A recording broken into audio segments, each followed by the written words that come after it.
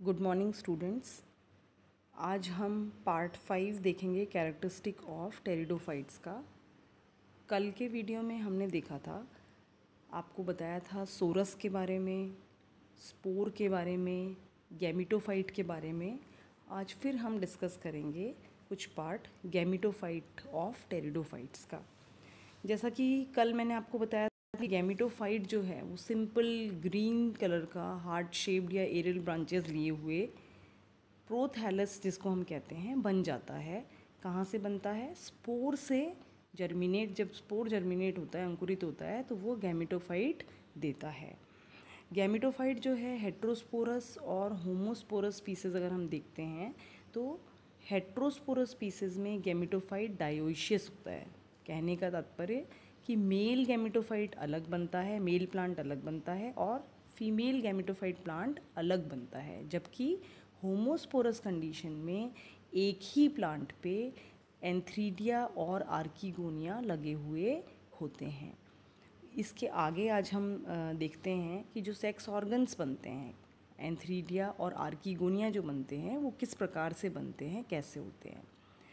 Sex organs are embedded in the prothallus. Prothallus से मतलब है गैमिटोफाइट से।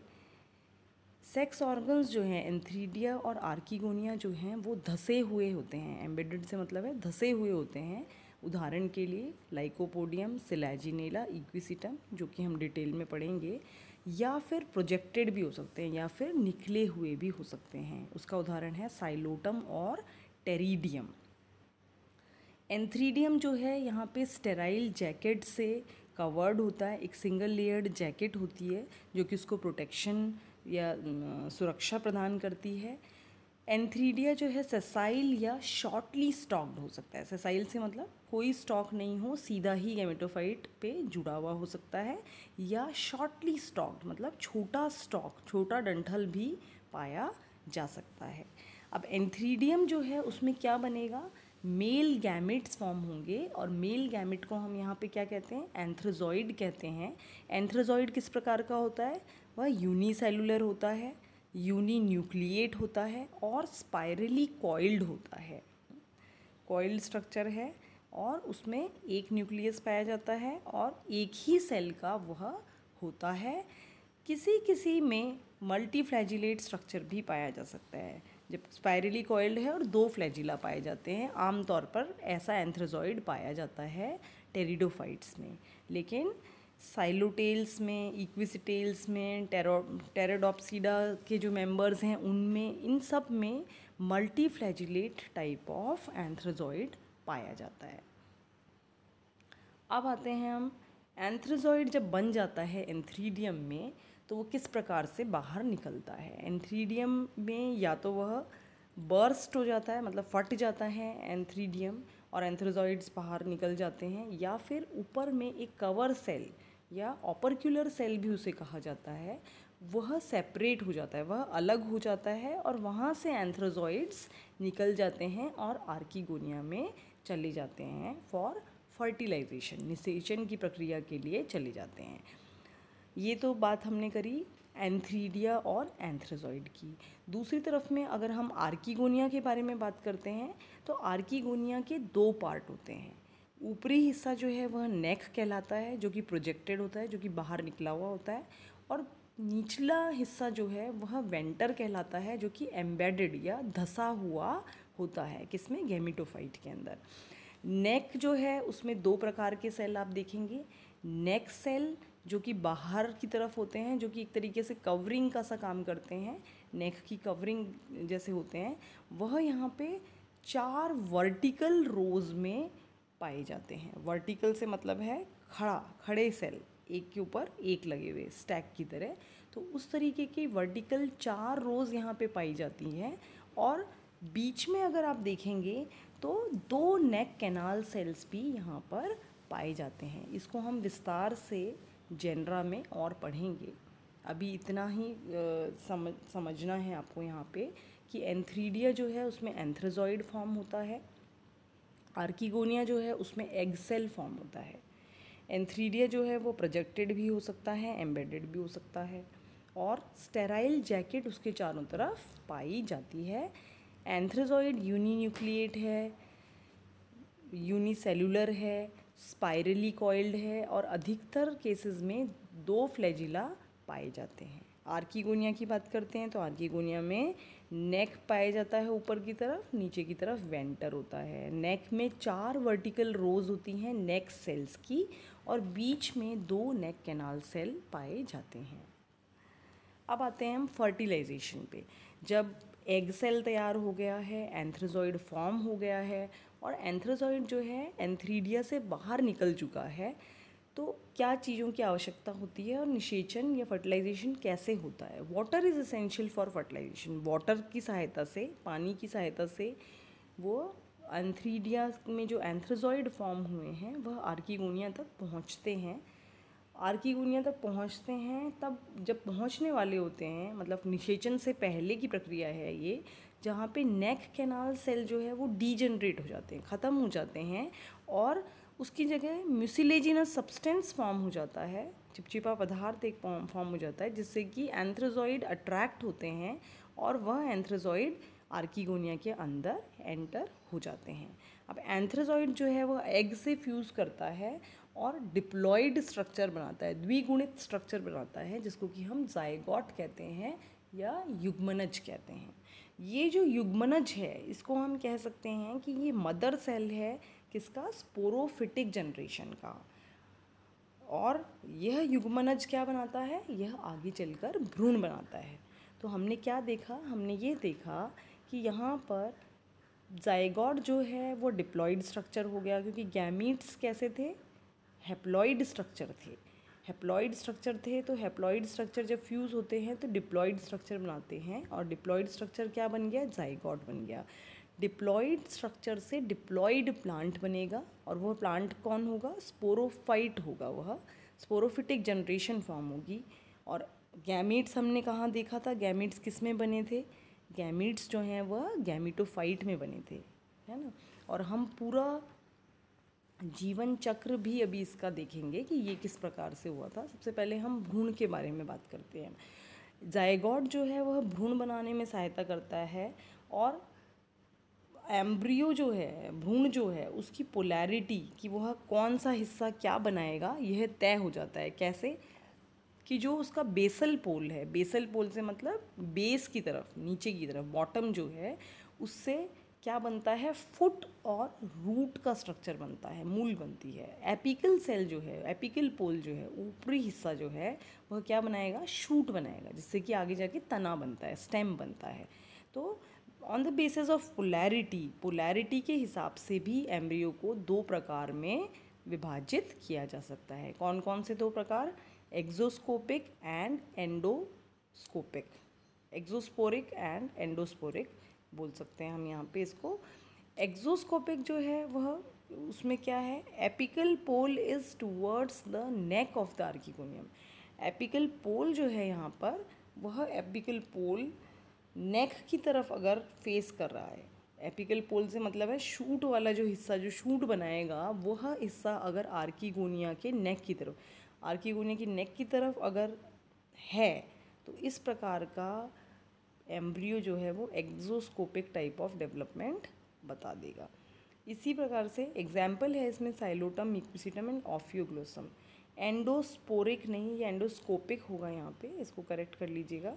एपिकल पोल जो है it is directed towards the base of the archegonium. अगर एपिकल पोल, अगर ऊपरी हिस्सा अगर अंदर की तरफ है आर्कीगोनियम के, तो उसको हम एंडोस्कोपिक कहेंगे। एग्जाम्पल है इसमें लाइकोपोडियम, सिलाजिनेला एंड आइसोटीज। तो पोलैरिटी के बेसिस पे कि एपिकल साइड किस तरफ है, शूट जिससे बनना है वह किस साइड पे है, वह भी तय करता है कि एम्ब्रियो किस प्रकार का कहलाएगा, एक्सोस्कोपिक कहलाएगा या एंडोस्कोपिक। एक्सो से मतलब होता है बाहर की तरफ, तो अगर एपिकल पोल बाहर की तरफ है तो उसको हम एक्सोस्कोपिक कहेंगे। अगर एपिकल पोल अंदर की तरफ है तो हम उसको एंडोस्कोपिक कहेंगे। यह जो प्रक्रिया हो रही है निषेचन की, आप ये समझिए कि एंथ्रोजॉइड जो है आर्कीगोनिया के अंदर आ रहा है, तो ये प्रक्रिया कहाँ हो रही है, आर्कीगोनिया में हो रही है। तो भ्रूण आपका कहाँ पर है, आर्कीगोनिया के अंदर है और आर्कीगोनिया से ही वो, आर्कीगोनिया में ही उसका आगे का डेवलपमेंट हो रहा है। अब चलते हैं, बात करते हैं लाइफ साइकिल ऑफ टेरिडोफाइट्स की। लाइफ साइकिल ऑफ टेरिडोफाइट्स अगर हम देखते हैं तो आपको मैंने जितने भी जनरल कैरेक्टर्स बताए हैं उनमें दो प्रकार के जनरेशन आपको बताई। स्पोरोफिटिक जनरेशन के बारे में हमने पहले पढ़ा था और फिर हमने गैमेटोफिटिक जनरेशन के बारे में भी पढ़ा था। कहने का तात्पर्य यह है कि टेरिडोफाइट की जो लाइफ साइकिल है उसमें हेट्रोमॉर्फिक ऑल्टरेशन ऑफ जनरेशन है। हेट्रोमॉर्फिक से मतलब है, हेट्रो मतलब एक से अधिक, अलग अलग, मतलब समान नहीं होके। होमो का मतलब होता है समान, हेट्रो का मतलब होता है अलग। तो अलग अलग क्या, मॉर्फिक से मतलब है मॉर्फोलॉजी, मतलब बाह्य रूप से अलग अलग प्रकार के पौधे अगर आपस में ऑल्टरनेट कर रहे हैं जनरेशन में, मतलब जीवन चक्र में एक के बाद दूसरा पौधा जो आ रहा है वह बाह्य रूप से समान नहीं है, देखने में समान नहीं है, तो इस प्रकार की जो जीवन चक्र होता है उसको हम कहते हैं heteromorphic type of life cycle.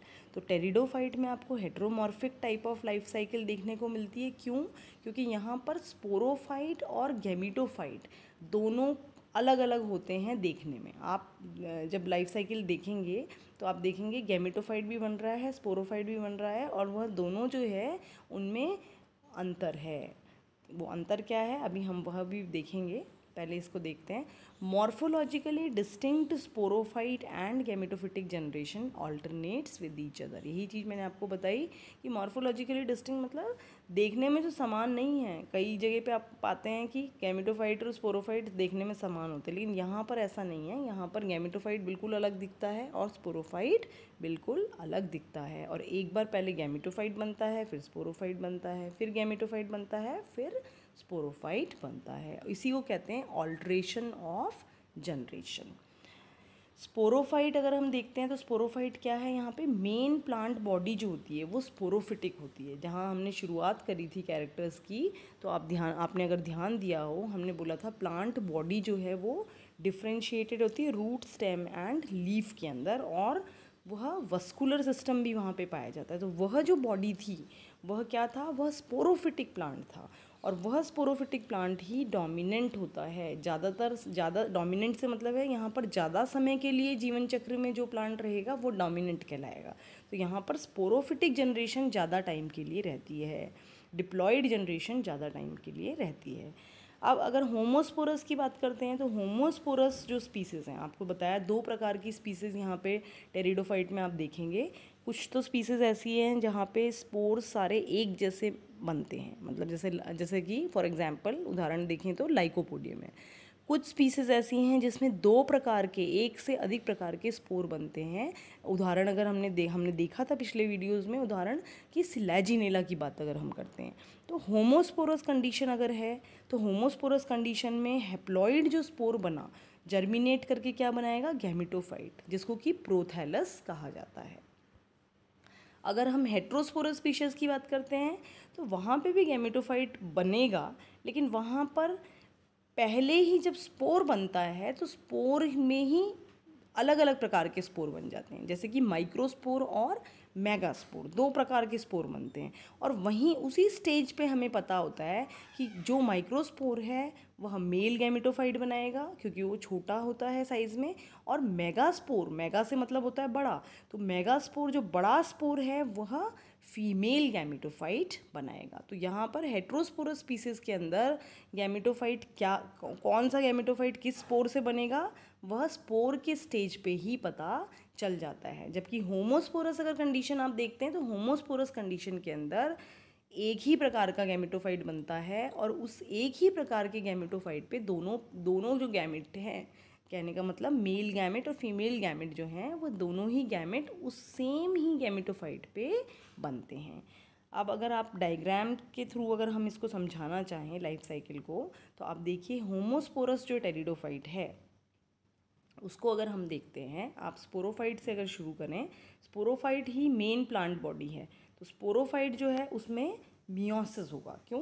क्योंकि स्पोरोफाइट जो है डिप्लॉयड प्लांट होता है और स्पोर जो है हैप्लॉयड है यहाँ पे, तो मियोसिस से हैप्लॉइड हो जाएगा स्पोर। और क्योंकि स्पोर हैप्लॉइड है तो अब ये जो जनरेट करेगा, जर्मिनेशन इसका होगा, तो ये हैप्लॉइड प्लांट बनाएगा। और वह हैप्लॉइड प्लांट जो है वो क्या होगा, गैमीटोफाइट बनेगा। अब गैमीटोफाइट जो है उससे स्पर्मेटोजॉइड भी बोलते हैं या एंथ्रोजॉइड आप बोलिए, antherozoid and egg cell form होंगे, मतलब फॉर्म होंगे, female gamete and male gamete form होंगे। और ये गैमिट फ्यूज़ करेंगे, फर्टिलाइजेशन होगा, और फर्टिलाइजेशन से क्या बनाएंगे, युग्मनज बनाएंगे, डिप्लॉइड जाइगोट फॉर्म करेंगे। और यह जो डिप्लॉइड जाइगोट है इससे डिप्लॉइड प्लांट बन जाएगा वापस से, जो कि स्पोरोफाइट कहलाता है। तो इस प्रकार से ये जीवन चक्र इसका चलता रहता है होमोस्पोरस का। होमोस्पोरस हेट्रोस्पोरस में आप अंतर पाएंगे, अंतर यही होगा कि जो गैमेटोफाइट यहाँ पे बन रहा है उस पर एक ही गैमेटोफाइट पे दोनों गैमेट्स जो हैं वो फॉर्म हो जाएंगे, क्योंकि सारे स्पोर एक जैसे ही बनते हैं। सारे स्पोर जो है एक ही जैसा गैमेटोफाइट बनाएंगे, और वह एक ही जैसा गैमेटोफाइट जो है उस एक ही गैमेटोफाइट पे दोनों प्रकार के गैमेट फॉर्म हो जाएंगे, और उन गैमेट से आगे चलकर जाइगोट बनेगा और स्पोरोफाइट बनेगा। अगर हम होमोस्पोरस कंडीशन हमने देख ली, अगर हम हेट्रोस्पोरस कंडीशन की बात करते हैं तो आप देखिए इसमें और उसमें क्या अंतर पाएंगे आप। स्पोरोफाइट जो है इससे मियोसिस हुआ, स्पोरोफाइट डिप्लॉइड प्लांट है, मियोसिस से स्पोर बने। अब स्पोर जो है यहीं पे देखिए आप, मेगा स्पोर और ये दूसरे वाले माइक्रोस्पोर बनेंगे। चार चार जो स्पोर दिखा रखे हैं, मेगा स्पोर और माइक्रोस्पोर फॉर्म होंगे। माइक्रोस्पोर अगर आप देखेंगे तो वो मेल गैमेटोफाइट बनाएगा, जबकि मेगास्पोर अगर आप देखते हैं तो मेगास्पोर फीमेल गैमेटोफाइट बनाता है। तो मेल गैमेटोफाइट पे क्या बनेगा, स्पर्म बनेगा या एंथ्रोजॉइड बनेगा। फीमेल गैमेटोफाइट पे क्या बनेगा, एग सेल बनेगा। सिनगैमी का प्रोसेस होगा, मतलब फ्यूजन होगा, और उससे क्या होगा, जाइगोट बनेगा। निषेचन के बाद जाइगोट युग्मनज बन जाएगा, और युग्मनज जो है क्योंकि पता है द्विगुणित होता है, तो इसलिए वह जो प्लांट बनाएगा वो भी द्विगुणित होगा, तो वह स्पोरोफाइट होगा। तो यह अंतर है किसमें, होमोस्पोरस प्लांट की लाइफ साइकिल में और हेट्रोस्पोरस प्लांट की लाइफ साइकिल में। यहाँ पर हमने characteristic, general characteristic of pteridophyte पढ़ लिया है। अगले वीडियो में मैं आपको एक बार संक्षिप्त में सारे पॉइंट्स रिवाइज करवा दूंगी, क्योंकि ये जनरल कैरेक्टर्स अगर आपको आ गए, आपको टर्मिनोलॉजी समझ में आ गई, तो जेनरा पढ़ने में आपको प्रॉब्लम नहीं आएगी। Thank you.